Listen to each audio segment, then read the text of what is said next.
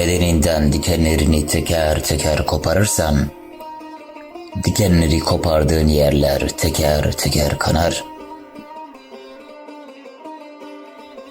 Dikenleri kopardığın yerleri bir bahar filan sanırsan, Kürdistan'da ve Muştatvan yolunda bir yer kanar.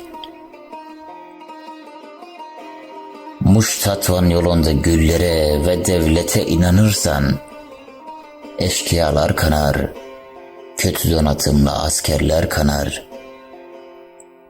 Sen bir yaz güzelisin, yaprakların ekşi, suda yıkanırsan, portakal incinir, tütün utanır, incirler kanar.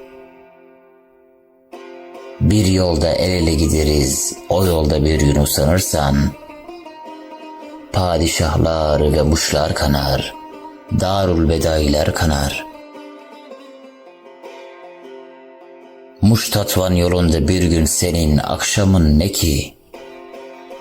Orada her zaman otlar, ergenlikler kanar. El ele gittiğimiz bir yoldasan, gitgide büyürsen, benim içimde çok beklemiş, çok eski bir yer kanar.